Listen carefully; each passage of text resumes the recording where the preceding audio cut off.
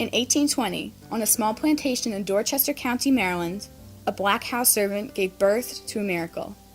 Baby Araminta was born into a world of darkness, but managed to find the light at the end of the tunnel, or in her case, the Underground Railroad.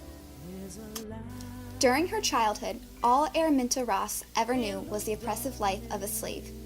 As she once said, "I grew up like a neglected weed, ignorant of liberty, having no experience of it." Growing up in the encompassing cave of unlucky ancestry was no easy task. She was regularly beaten and starved, and spent frigid nights desperately trying to warm herself by the fire. Sometimes she even resorted to burying her toes in the smoldering ashes to avoid frostbite. The cracking whips of commanding obedience were relentless. At the age of 11, Araminta started wearing the cotton bandana of hard labor for the removal of innocence. She was no longer a child and could be put to work in the most difficult positions. She deserted her basket name of Araminta and became Harriet, named after her mother. Violence was common for Harriet and her family, but the most severe injury Harriet endured occurred when she was just 12 years old. Her master had sent her to the dry goods store to get household supplies. While she was there, she encountered a slave who had left the fields without permission. The overseer of the escaped slave demanded Harriet to help restrain the runaway. When Harriet outright refused, the overseer threw a 2-pound weight towards Harriet, striking her in the head. The heavy weight of crushing mindsets for diminishing the slave's free thinking hit with a mighty force. As a result, Harriet suffered from seizures and narcoleptic episodes for the rest of her life. Instead of backing down, she used this as a turning point to fight back. Harriet later married John Tubman, formerly becoming Harriet Tubman. Upon hearing a rumor of slaves being sold to the Deep South, she knew it was time to escape. Unfortunately, her husband didn't feel the same way and threatened to tell their master of her plans.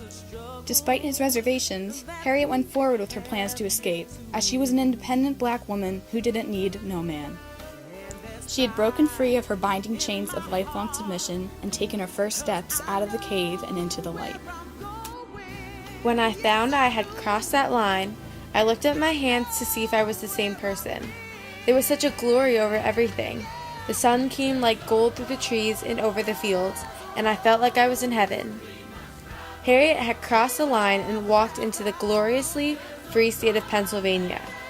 However, in 1850, the fugitive slave law took away her free status, effectively making her a fugitive. Settling in Philadelphia, Harriet encountered a man named William Still, who introduced her to the inner workings of the Underground Railroad. Her journey as one of the most famous conductors of the railroad was just beginning. Harriet ventured back into the cave in 1850, when she returned to Maryland to rescue her friends and family from slavery. She was successful in sending a message to one of her nephews, which established a meeting point. When Harriet and her sister's family were finally reunited at Bodkin's Point, Harriet led the way to various safe houses. They soon reached Philadelphia through the underground passageway of potential freedom for giving hope when hope was lost.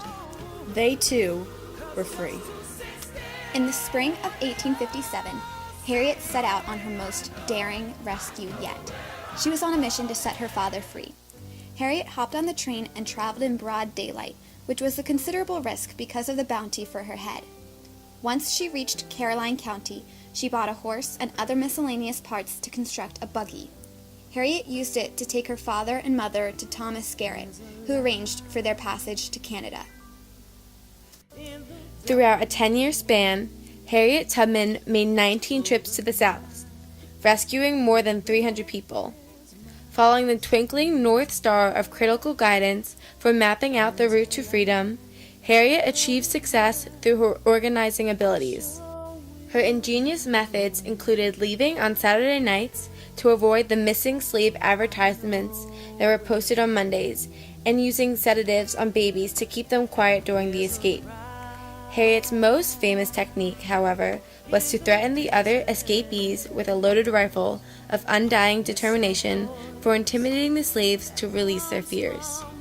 If escaped slaves even considered returning to their plantations, Harriet wasn't afraid to kill them in order to ensure the safety of the others. As time went by, Harriet had earned herself a reputation, one that put out a $40,000 bounty for her head. In New York, she met Senator William Seward, who let her stay at his home, which she later purchased to use it as her base of operations. By this time, she'd networked with fellow abolitionists John Brown, Frederick Douglass, and Gerrit Smith, and worked with them and their supporters. Through her successes, the Underground Railroad gained traction and held strong. Following the outbreak of the Civil War, Harriet Tubman served as a scout, spy, and nurse at Fortress Monroe. She also worked closely with Colonel James Montgomery and was essential in the organization of the Combahee River Raid. The purpose of the raid was to harass the whites and rescue freed slaves. After liberating 500 slaves, Harriet was overjoyed to learn that almost all of them wanted to join the army. After the war ended, Harriet returned home to Auburn and married Nelson Davis, with whom she had an adopted daughter named Gertie.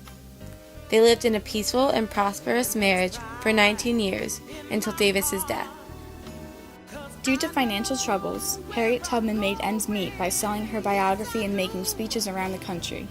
Little did she know that this would reinforce her legacy and inspire generations to come. She became a public speaker for the rights of both African Americans and women, organized the African Methodist Episcopal Zion Church, and helped the homeless. Her most famous appearance was at the National Association of Colored Women in 1896 in Washington, D.C., as she was one of their oldest and most treasured members. To many, she was known as Moses because of her numerous rescues.